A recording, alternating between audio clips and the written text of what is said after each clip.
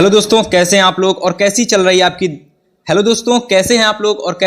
है आपकी board exam की तैयारी। तो उम्मीद करते हैं आप सभी की तैयारी बहुत ही अच्छी चल रही होगी। आज के इस वीडियो में हम लोग क्लास 10 मैथ 2024 बोर्ड एग्जाम के लिए 20 सबसे ज्यादा महत्वपूर्ण प्रश्न को देखने वाले हैं और इस वीडियो को देखने के बाद आप लोगों के बोर्ड एग्जाम में 20 नंबर बिल्कुल क्लियर हो जाएंगे, क्योंकि ये 20 नंबर आपके बोर्ड एग्जाम में OMR सीट में भरने के लिए आते हैं। लेकिन इससे पहले इन क्वेश्चंस को आपको सॉल्व करना भी रहता है। अगर आप देखेंगे जो मैं आपको बहुविकल्पी प्रश्न बताऊंगा, इन बहुविकल्पी प्रश्नों को आपको सॉल्व भी करना पड़ेगा।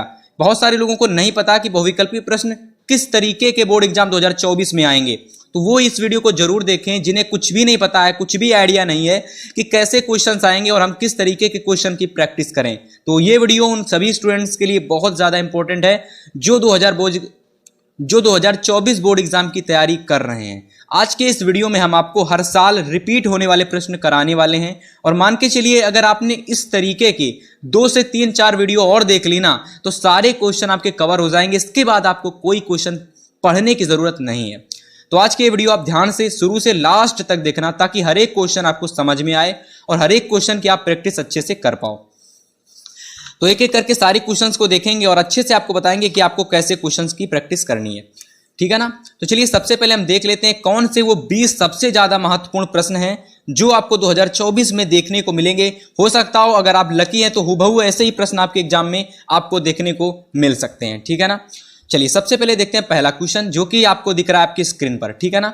काफी ज्यादा महत्वपूर्ण प्रश्न है और मैंने सभी क्वेश्चन को चैप्टर वाइज लिया है, यानी कि सबसे पहले हमने चैप्टर 1, फिर चैप्टर 2, फिर चैप्टर 3, इस तरीके से सारे क्वेश्चंस को हमने लिया है।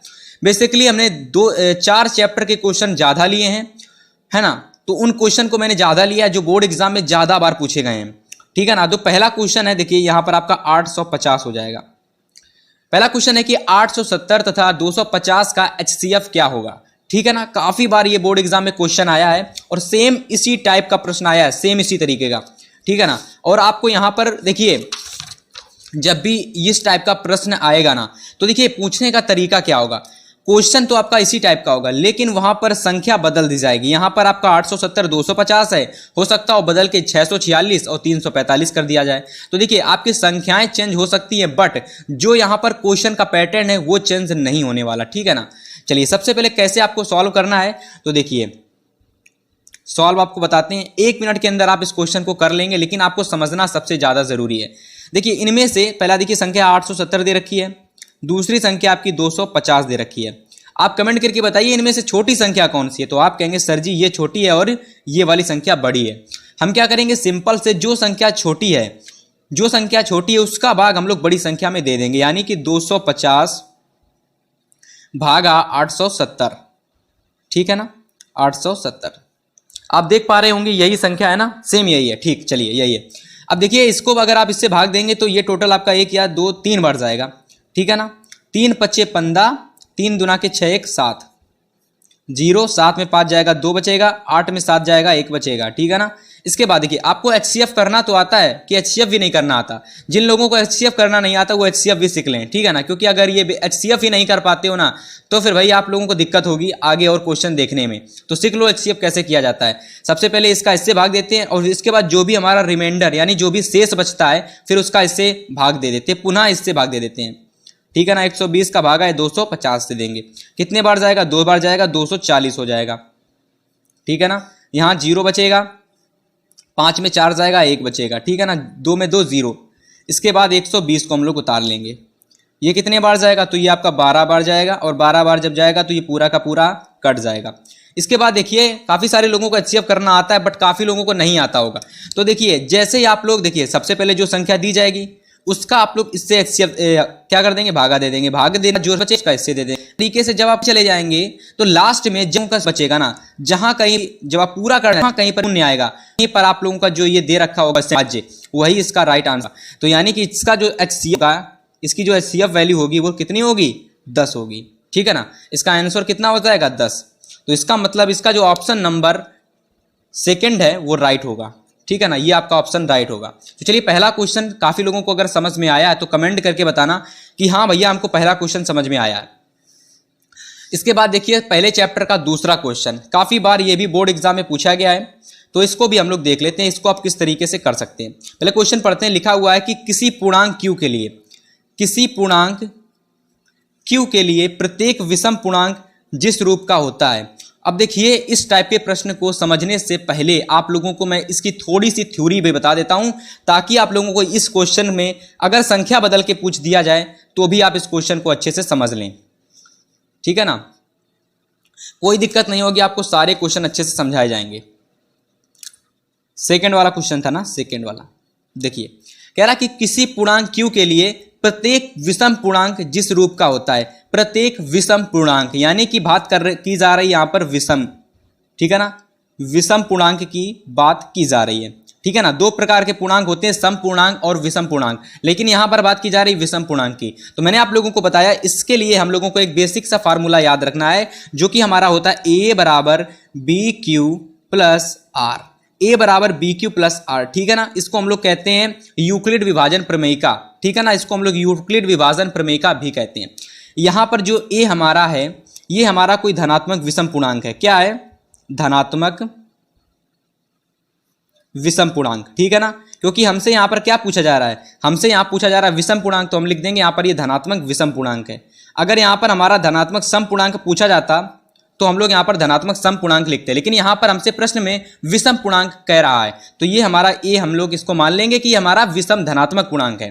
ठीक है ना, बाकी बी क्यू आर, तो यहां पर देखिए, जब आपको बहुत सारे ऑप्शन आपको दे रखे होंगे एग्जाम में, तो देखिए आप लोगों को ऑप्शन में ही चेक करना है कि जो ये क्यू दे रखा है, इस क्यू से पहले आप लोगों की जो भी वैल्यू दे रखी होगी, इस क्यू से पहले जो भी वैल्यू दे रखी होगी, वही आप लोगों की यहां पर क्यू से पहले जो भी वैल्यू दे रखी होगी वो आपकी बी होगी। सॉरी, वो आपकी, हाँ यस, वो आपकी बी होगी।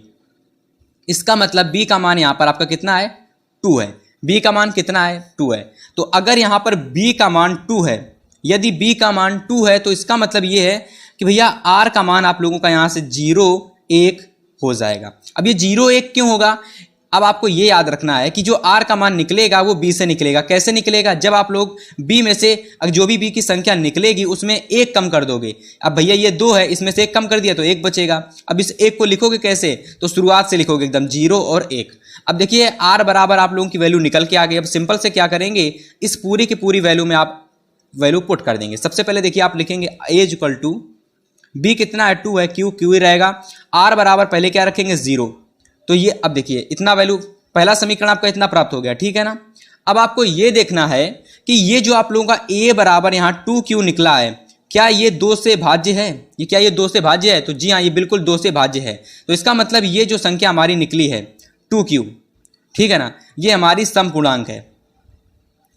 एक और हमारा बच जा रहा, एक और देख लेते हैं, a बराबर 2q प्लस का 1। अगर आप यहां देखेंगे तो ये पूरी संख्या जो है ना, ये पूरी संख्या 2q प्लस 1, ये भैया 2 से नहीं कटेगी। ठीक है ना, और जब ये 2 से नहीं कटेगी, इसका मतलब ये है कि ये जो हमारी संख्या निकली है 2q प्लस 1, ये हमारी एक ऐसी संख्या है, विषम धनात्मक पूर्णांक है। ये विषम धनात्मक पूर्णांक है। ठीक है ना, तो ये हमारा क्या है? एक विषम धनात्मक पूर्णांक है। तो इसलिए इसका जो राइट आंसर हो जाएगा, यहां देखिएगा, इसका जो राइट आंसर हो जाएगा वो ऑप्शन नंबर आप लोगों का यहां से 4 हो जाएगा। ठीक है ना, इसको आप टिक लगा लीजिए। तो सारे क्वेश्चन आपको अच्छे से समझाए जाएंगे और कहीं आपको रटने की जरूरत नहीं पड़ने वाली। ठीक है ना स्टूडेंट्स, चलिए पहला क्वेश्चन और दूसरा क्वेश्चन कंप्लीट हो गया। इसके बाद देखिए तीसरा क्वेश्चन हमारा है कि प्रथम n विषम संख्याओं का योग है। अब देखिए ये क्वेश्चन भी काफी ज्यादा इंपॉर्टेंट क्वेश्चन है, बट इसमें आपको ज्यादा कुछ हल करने की जरूरत नहीं है। देखिए इस क्वेश्चन को आप कैसे करेंगे कि प्रथम n, जो प्रथम n है, जो प्रथम n विषम संख्याओं का योग क्या होता है। तो इसके लिए आपको एक फार्मूला याद रख लेना है, और वो जो फार्मूला आपका होता है n स्क्वायर। देखिए प्रथम n प्राकृतिक संख्याओं का दूसरा होता है, प्रथम n विषम संख्याओं का दूसरा होता है। इसी तरीके से जैसे प्रथम n प्राकृतिक संख्याओं का फार्मूला होता है, उसी तरीके से प्रथम n विषम संख्याओं का भी फार्मूला होता है, और वो फार्मूला आपका होता है n स्क्वायर। ठीक है ना, तो उम्मीद करते हैं ये वाला क्वेश्चन भी आपको अच्छे से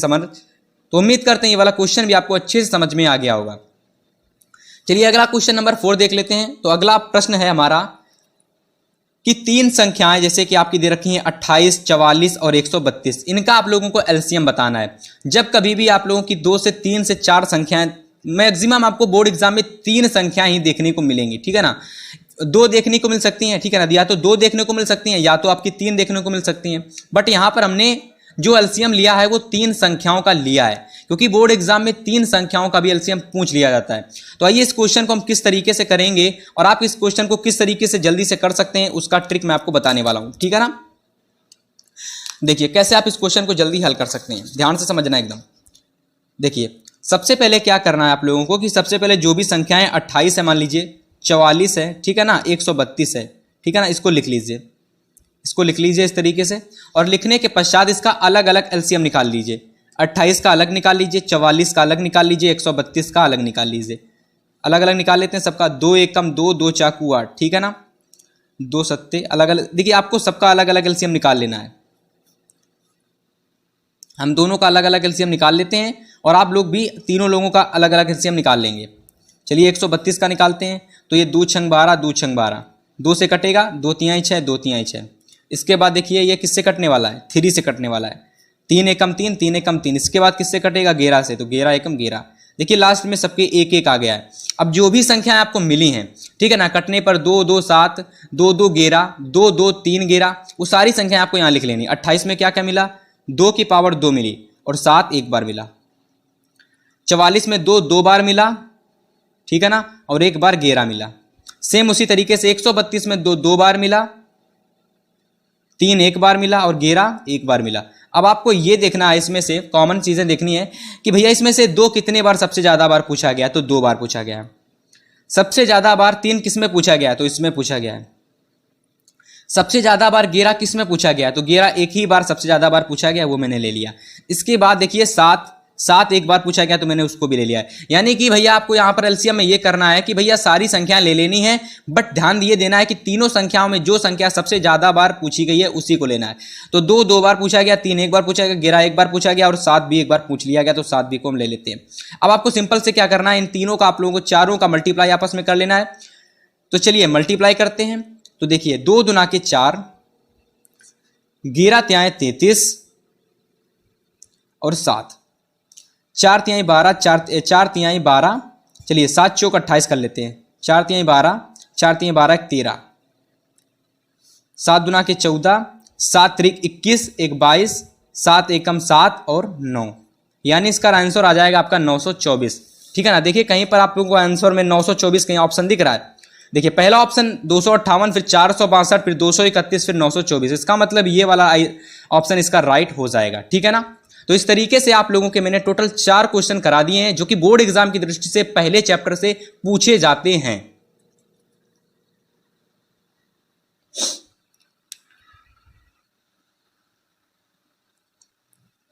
चलिए अगला क्वेश्चन नंबर हमारा 5 है कि एक द्विघात समीकरण k-1।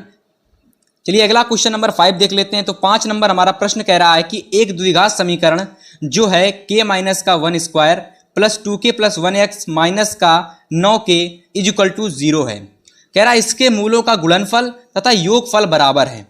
ध्यान से समझना, ये जो आप लोगों को यहाँ पर एक समीकरण दे रखा है और ये कह रहा है ये जो समीकरण दिया गया है इसका जो मूलों का जो गुणनफल है और जो मूलों का योगफल है वो कैसा है, आपस में बराबर है। और फिर हमसे कह दिया गया है कि जो हमको k का मान है वो बताना है। क्या k का मान 7 होगा, क्या k के मान 9 होगा, क्या 8 होगा या फिर 10 होगा।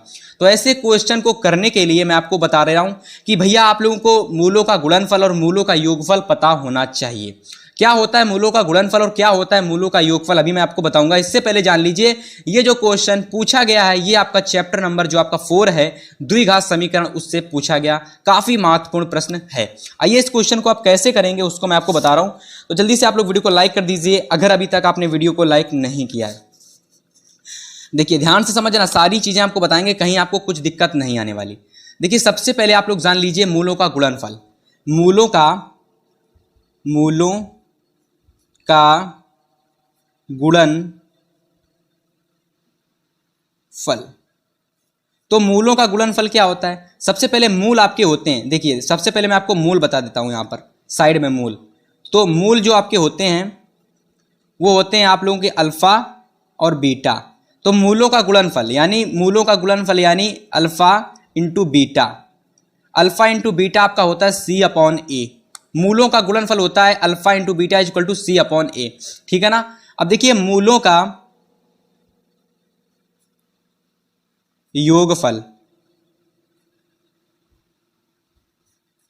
मूलों का योगफल मतलब कि अल्फा प्लस बीटा, और alpha plus beta is equal to क्या होता है, माइनस का बी अपॉन ए। ठीक है ना, यानी कि ये जो वैल्यू है, ये वाली वैल्यू सी अपॉन ए और माइनस का बी अपॉन ए, ये आपस में क्या है, बराबर है, क्योंकि यही तो कह रहा है कि मूलों का गुणनफल और मूलों का योगफल आपस में बराबर है। इसका मतलब ये है कि C upon A is equal to है माइनस का बी अपॉन ए। ठीक है ना, तो चलिए अब कुछ नहीं करने वाले, सिंपल से हम लोग यहाँ पर सी ए और माइनस का बी अपॉन ए का मान यहाँ पर रखने वाले हैं। लेकिन इससे पहले आप लोगों को द्विघात समीकरण से ए बी सी कहाँ से मिलेगा उसको मैं बता दे रहा हूँ। देखिए यहाँ पर जो आपका एक्स स्क्वायर होता है, एक्स स्क्वायर से पहले वाला जो वैल्यू होता है, एक्स स्क्वायर से पहले वाला जो पद होता है यानी चर पद, उसको हम लोग ए कहते हैं। एक्स से पहले वाली वैल्यू को हम लोग बी कहते हैं। और जो हम लोगों का अचर पद होता है यहाँ पर, क्योंकि यहाँ पर कोई भी एक्स की वैल्यू नहीं है, आप देखेंगे तो इसमें यहाँ पर कोई एक्स की वैल्यू नहीं दे रखी है, इसका मतलब ये हमारा अचर पद है और अचर पद को हम लोग सी से डिनोट करते हैं। अब देखिए आपको सारी वैल्यू पता हो गई, ठीक है ना, पता हो गई कि नहीं पता हो गई। ये हमारा ए हो गया, ये हमारा पूरा ए हो जाएगा, ये हमारा बी हो जाएगा और ये हमारा सी हो जाएगा। सारी वैल्यू हम लोग यहाँ पर पुट करने वाले हैं। तो सबसे पहले हम लोग यहाँ पर सी का मान रखते हैं, जो कि दिया गया है 9 प्लस के। ठीक है ना, इसके बाद देखिए अपॉन ए कितना दे रखा है, तो ए आप लोगों का दे रखा है के माइनस का 1। इसके बाद देखिए माइनस का बी कितना दे रखा है, माइनस का 2k प्लस का 1 अपॉन में ए कितना है, के माइनस का 1। तो ये और ये आपस में कट जाएगा, ठीक है ना, सिंपल से कट जाएगा। ये बचेगा 9 प्लस का के माइनस का 2k माइनस का 1। ठीक है ना स्टूडेंट्स, अब सिंपल से क्या होगा यहाँ पर, अब ये जो वैल्यू है, ये जो वैल्यू इधर चली जाएगी। ठीक है ना, एक मिनट यहाँ पर देखिएगा, ये देखिए यहाँ पर माइनस लगा हुआ था, माइनस का 9 प्लस के, तो इसका मतलब है यहाँ पर भी आपका माइनस होगा। और जब आपका यहाँ पर माइनस होगा ना, तो ये पूरी की पूरी जो वैल्यू है वो माइनस में रहने वाली है। इसका मतलब ये भी माइनस में हो जाएगा और ये भी माइनस में हो जाएगा। ठीक है ना स्टूडेंट्स, अब देखिए आपको ध्यान से समझना है, जो मैं चीज़ें बताने वाला हूँ वो आपको ध्यान से समझनी है। ये माइनस का 2k इधर आ जाएगा, तो माइनस का k प्लस का 2k हो जाएगा। ठीक है ना, ये माइनस का 1 और ये माइनस का 9 उधर जाएगा, तो आपका प्लस का 9 हो जाएगा। देखिए प्लस का 9 बड़ा है इसलिए यहाँ पर 8 आ जाएगा, और ये प्लस का 2k बड़ा है, यहाँ पर एक k आ जाएगा सिंपल से। ठीक है ना, तो इसलिए यहाँ पर जो k का मान आ जाएगा वो कितना आ जाएगा, 8 आ जाएगा। तो इसका मतलब जो इसका राइट आंसर क्या होगा स्टूडेंट्स, इसका राइट आंसर हो जाएगा 8 नंबर। पहला ऑप्शन 7, 9, 8, 10 दे रखा था, लेकिन इसका राइट ऑप्शन सेकंड यानी 8 वाला होगा। इस तरीके से हमारा 5वां प्रश्न भी कंप्लीट हो जाता है। तो उम्मीद करते हैं क्वेश्चन सभी स्टूडेंट्स को समझ में आया होगा। काफी महत्वपूर्ण, वेरी इंपॉर्टेंट क्वेश्चन है, इसको जरूर तैयार कर लेना। चलिए अगला क्वेश्चन देख लेते हैं। अगला क्वेश्चन नंबर 6 आप लोगों का दे रखा है। क्वेश्चन नंबर 6 क्या दे रखा है, चलिए सबसे पहले स्टूडेंट पढ़िए क्या दे रखा है।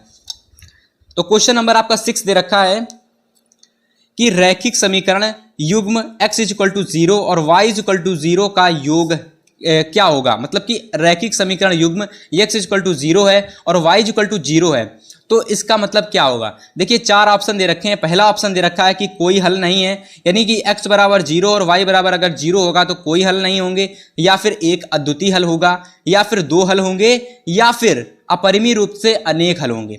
मतलब कि अगर x बराबर 0 और y बराबर 0 हम ले लेंगे तो इनमें से कौन सा राइट ऑप्शन आपका होगा। तो ये जो क्वेश्चन मैंने लिया है, ये क्वेश्चन मैंने आपका लिया है चैप्टर जो आपका है निर्देशांक ज्यामिति, उस चैप्टर से मैंने इस क्वेश्चन को उठाया है। काफी ज्यादा इंपॉर्टेंट क्वेश्चन है ये क्वेश्चन, हर बार बोर्ड एग्जाम में पूछा जाता है, तो ये आपका वेरी इंपॉर्टेंट क्वेश्चन है। और इसी तरीके से मैंने जितने भी क्वेश्चन लिए हैं सारे के सारे क्वेश्चन वेरी इंपॉर्टेंट हैं।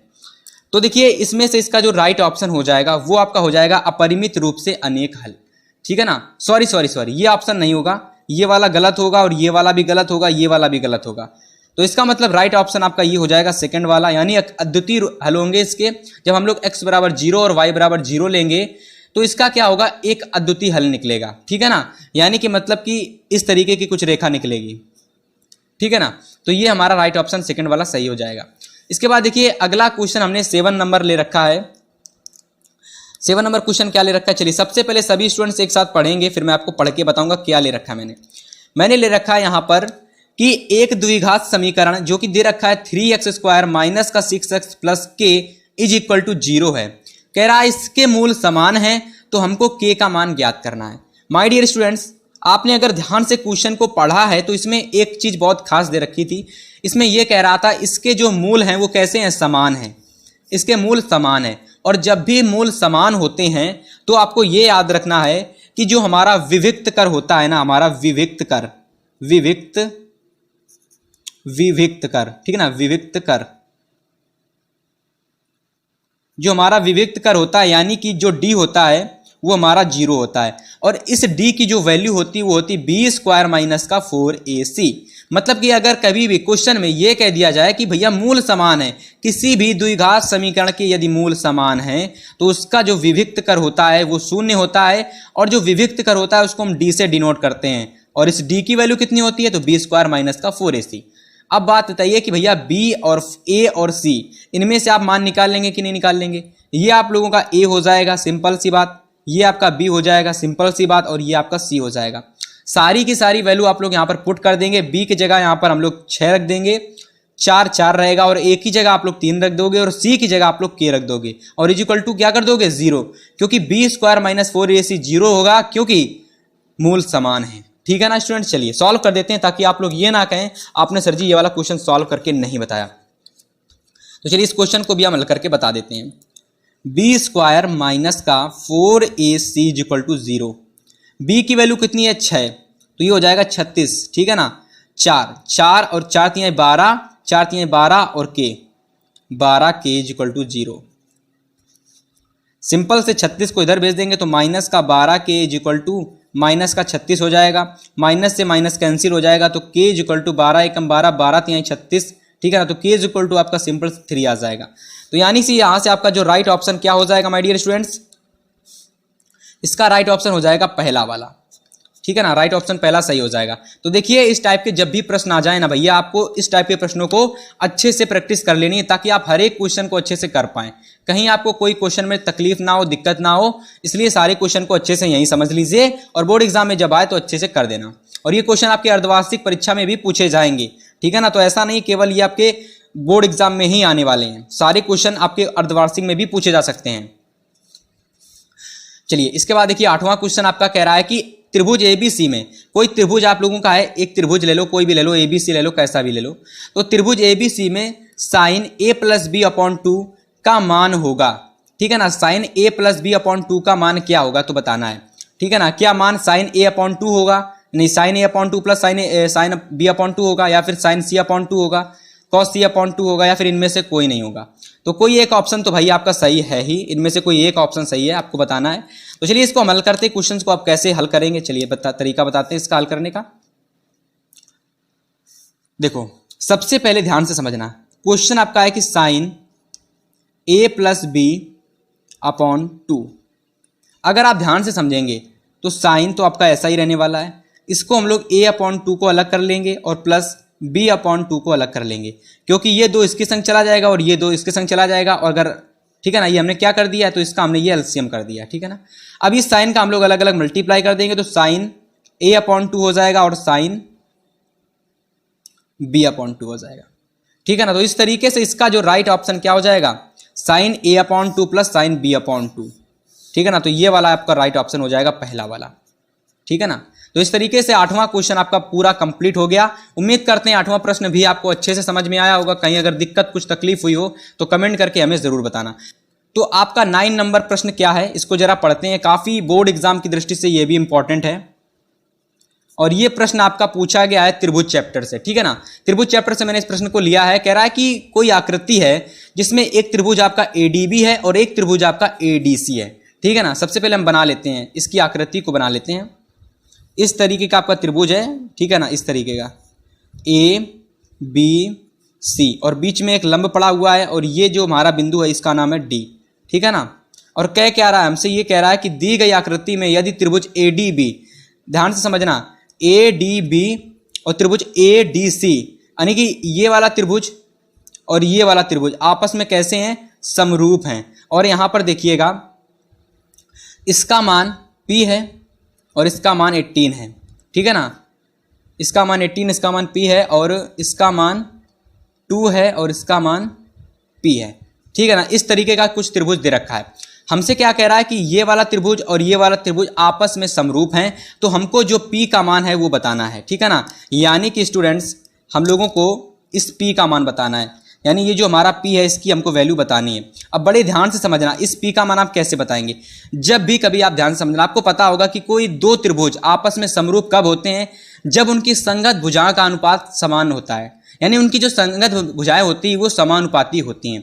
तो आप देखेंगे एक त्रिभुज आपका ये हो जाएगा, ठीक है ना, और दूसरा त्रिभुज आपका ये हो जाएगा। इनकी संगत भुजाएं कौन हो जाएंगी, तो इसकी संगत भुजाएं ये हो जाएगी और ये इसके संगत हो जाएगी। तो अगर आप लिखेंगे तो ए बी अपॉन ए सी लिख देंगे, ठीक है ना, और B D upon D C लिख देंगे, ठीक है ना, समझ गए। ए बी आपका यहाँ पर 3 दे रखा है, ठीक है ना, और ए सी आपका P दे रखा है, बी डी आपका P दे रखा है और सी डी आपका 2 दे रखा है। ये हो जाएगा, यहाँ से 13 गुणा करेंगे तो P स्क्वायर, और ये हो जाएगा 18 दूना के 36। तो यहाँ से P की जो वैल्यू निकल के आ जाएगी वो आपकी 6 निकल के आ जाएगी, ठीक है ना स्टूडेंट्स। तो इस तरीके से इसका जो राइट आंसर हो जाएगा वो क्या हो जाएगा, पहला वाला इसका राइट ऑप्शन हो जाएगा, ये वाला। यानी कि अगर कोई दो त्रिभुज दे रखे हैं और उनमें से अगर दोनों त्रिभुज समरूप हैं तो आपको कोई 4 ऑप्शन में से एक टिक लगाना था, ऑप्शन दे रखे थे, तो इसका राइट ऑप्शन आपका 6 सेंटीमीटर हो जाएगा। तो इस तरीके का भी बोर्ड एग्जाम में आपसे प्रश्न पूछा जा सकता है, और उम्मीद करते हैं इस क्वेश्चन को आपको कहीं दिक्कत तकलीफ नहीं होगी समझने में। चलिए फिर अगला प्रश्न देख लेते हैं हम लोग। अगला प्रश्न हम लोगों का है कि यदि दो त्रिभुज, ठीक है ना, सारे के सारे जो प्रश्न आप देखने को मिलेंगे आपको एक दो और वो त्रिभुज से मैंने लिए हैं, क्योंकि त्रिभुज के जो प्रश्न हैं ये भी काफी बार बोर्ड एग्जाम में पूछे जाते हैं। कह रहा है कि यदि दो त्रिभुज DEF, पहला त्रिभुज आप लोगों का DEF है और दूसरा त्रिभुज आपका PQR है, और ये हमसे कह रहा है, हमसे क्या कह रहा है, हमसे ये कह रहा है कि भैया त्रिभुज DEF और त्रिभुज PQR में कोण D जो है कोण Q के बराबर है और कोण R है वो कोण E के बराबर में, तब निम्न में से कौन सा सत्य है। यानी आपको ये बताना है कि भैया इनमें से जो 4 ऑप्शन दे रखे हैं, यानी कि भैया 4 ऑप्शन जो दे रखे हैं, ये वाला, पहला वाला, दूसरा वाला, तीसरा वाला, चौथा वाला, इनमें से ऑप्शन कौन सा सही है। तो देखिए दो त्रिभुज है, कोई DEF है कोई PQR है, और जिसमें, और इस वाले त्रिभुज में यानी पहले वाले त्रिभुज में D कोण किसके बराबर है, कोण D जो है ना वो भैया Q के बराबर में, यानी D Q के बराबर में है, और R जो है ना R वो E के बराबर में है, ठीक है ना, सिंपल सी बात। तो जो F है ना वो P के बराबर में नहीं है, इसका मतलब ये F P के बराबर में नहीं है। अब इसमें से देखिए राइट ऑप्शन क्या हो जाएगा। अगर आप ऑप्शन नंबर फर्स्ट देखेंगे तो EF अपॉन PR, यानी कि EF upon PR, EF upon PR, तो ये तो हो जाएगा राइट ऑप्शन, क्योंकि भैया EF अपॉन PR इसलिए होगा क्योंकि E जो कोण है, जो कोण E है वो आप लोग ध्यान से समझेंगे तो कोण E जो है वो R के बराबर में होगा, तो इसलिए EF अपॉन PR तो हो जाएगा। सेकेंड ऑप्शन है कि DE upon PQ, DE upon PQ, कोण जो D है, जो कोण D है वो Q के बराबर में, जो कोण D है वो Q के बराबर में, तो DE अपॉन PQ ये जो राइट ऑप्शन होगा ये आपका गलत होगा। अगर आप देखेंगे तो EF upon PR, EF upon PR, EF upon PR, तो E जो है वो क्या R के बराबर में, ठीक है, लेकिन जो F है क्या वो R के बराबर में है, नहीं है, तो इसलिए ये वाला ऑप्शन आपका गलत हो जाएगा, और हो सकता है ये वाले सारे ऑप्शन आपके सही होंगे, क्योंकि यही वाला ऑप्शन आपका गलत निकल गया। लेकिन अगर आपको ये क्वेश्चन समझ में नहीं आया है ना, सेकंड वाला 10 नंबर ये, तो आप कमेंट करके बताना, इस क्वेश्चन को मैं आपको अलग से बताऊंगा अच्छे से, क्योंकि ये जो क्वेश्चन है इसमें आपको डायग्राम बनाना पड़ेगा, डायग्राम दोनों के अलग अलग त्रिभुज बनाने पड़ेंगे, कोणों को दिखाना पड़ेगा और समझ जाना पड़ेगा। आपको सिंपल से कुछ नहीं करना, इस क्वेश्चन में देखना है कि जैसे कोण DEF दे रखा है ना, जैसे कोण DEF त्रिभुज हमारा दे रखा है, PQR दे रखा है, सिंपल से देखना है कि ये भैया इसके बराबर में, अच्छा D हमारा किसके बराबर में है, D हमारा Q के बराबर में है, ओके, R हमारा किसके बराबर में, E बराबर में, और F हमारा P के बराबर में नहीं है, और अगर आप देखेंगे तो F और P के नीचे आ रहा है, इसका मतलब ये हमारा रॉन्ग आंसर हो, ठीक है ना, समझ गए। तो 10वां क्वेश्चन हो सकता हो आप लोगों को समझ में ना आया हो, लेकिन दोबारा जब मैंने समझाया तो आपको अच्छे समझ में आ गया होगा। चलिए हम लोग क्वेश्चन नंबर 11 देखते हैं। क्वेश्चन नंबर 11 आपसे क्या कह रहा है, ध्यान से समझना है इस वाले प्रश्न को भी।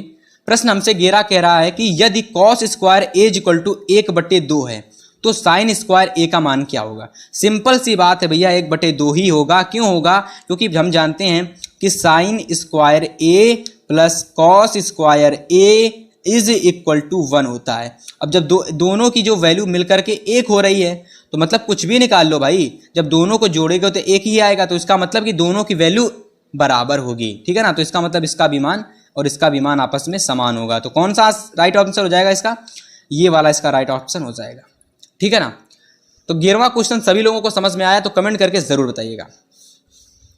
चलिए क्वेश्चन नंबर 12 देख लेते हैं, जो कि आपका दे रखा है कि sine square 29 degree plus sine square 61 degree का मान क्या होगा। साइन स्क्वायर 29 डिग्री और साइन स्क्वायर 61 डिग्री का मान क्या होगा। इस क्वेश्चन को समझते हैं और हो सकता हो काफी सारे लोगों को ये क्वेश्चन समझ में आ गया होगा कि इसका राइट ऑप्शन क्या होगा, लेकिन बहुत सारे स्टूडेंट्स इस क्वेश्चन को नहीं कर पाते हैं। आइए उन क्वेश्चन को कैसे करेंगे। तो देखिए, इससे पहले मैं आपको कुछ चीजें बता दे रहा हूं, जैसे कि आपको समझना है कि कहीं पर भी अगर आपका साइन स्क्वायर 29 डिग्री दे रखा हो, साइन स्क्वायर 29 डिग्री, तो इसको आप लोग लिख सकते हो साइन स्क्वायर 90 माइनस का 61 डिग्री। ठीक है ना, इसको इस तरीके से लिख सकते हो, क्योंकि नहीं लिख सकते हो? लिख सकते हो भाई, बिल्कुल लिख सकते हो, क्योंकि अगर आप लोग 90 में 69 घटाओगे तो आपका 29 बचेगा। और साइन स्क्वायर 90 माइनस का 61 डिग्री आपका हो जाता है साइन स्क्वायर 29 डिग्री। लेकिन जब आप लोग इसको लिखोगे ना साइन स्क्वायर 90 माइनस का 61, तब ये जो वैल्यू आपकी निकल के आती है इसको हम लोग लिखते हैं कॉस स्क्वायर 61 डिग्री। ठीक है ना, 61 डिग्री इस तरीके से। और जब आप लोग इसको इतना लिख दोगे ना तो सिंपल से आप लोग क्या हो जाएगा, यहां पर साइन स्क्वायर 29 की जगह आपका हो जाएगा कॉस स्क्वायर 61 डिग्री। अब जब आप लोग cos square 61 degree plus sine square 61 degree, ठीक है ना, ये कर दोगे तो आपको एक फार्मूला पता है, cos square theta plus sine square theta is equal to 1 होता है। तो वहां से अगर आप ये 61 डिग्री है और ये 61 डिग्री को अगर आप लोग यहां पर देखोगे तो इसकी वैल्यू जो है आपस में समान है। इसका मतलब है कि ये भी आपका थीटा के समान है, ये दोनों आपस में थीटा है और दोनों ही थीटा आपस में समान है। इसलिए sign square theta plus cos square theta की जो वैल्यू है यहाँ पर पुट कर देंगे और वो जो वैल्यू निकलेगी उसका मान होता है 1। इसलिए भैया इसका जो राइट ऑप्शन आपका हो जाएगा वो ये वाला हो जाएगा। ठीक है ना, तो उम्मीद करते हैं ये वाला क्वेश्चन भी सारे स्टूडेंट्स को समझ में आया होगा, 12 नंबर प्रश्न। तो उम्मीद करते हैं 12 नंबर क्वेश्चन आपको अच्छे से समझ में आ गया होगा। तो चलिए क्वेश्चन नंबर हम 13 देखते हैं।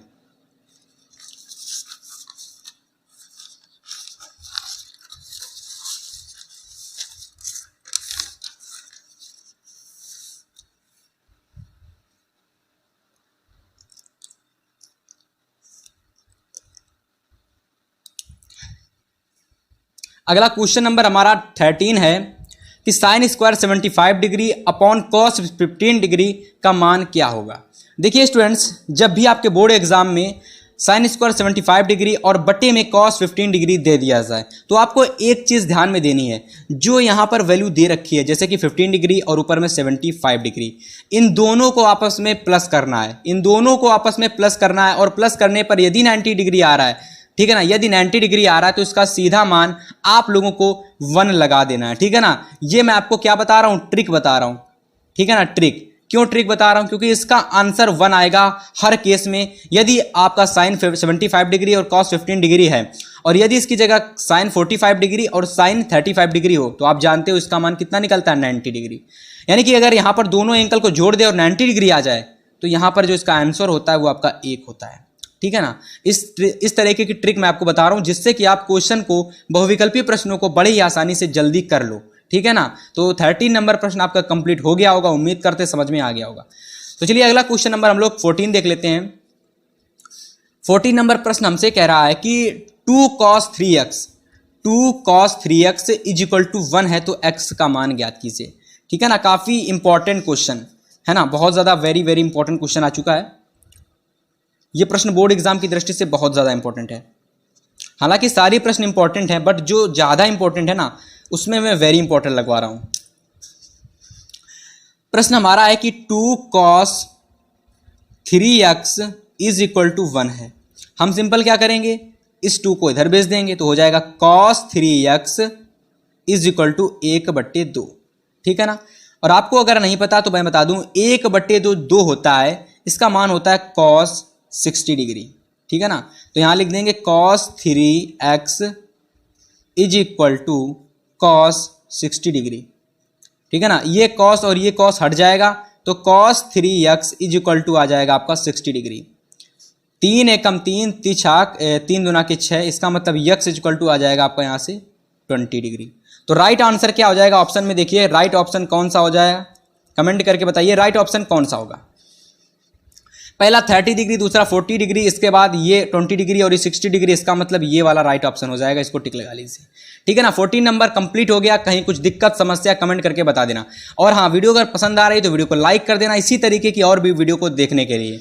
ठीक है ना, और साथ में नोटिफिकेशन बेल को भी ऑन कर लेना ताकि आपको नोटिफिकेशन तुरंत मिले और आप तुरंत वीडियो को देखो।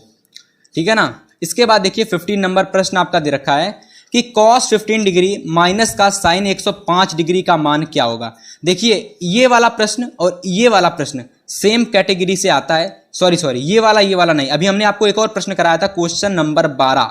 तो क्वेश्चन नंबर 12 और क्वेश्चन नंबर 15 ये दो प्रश्न आपस में सिमिलर होते हैं। ठीक है ना, इनका करने का तरीका भी सिमिलर होता है।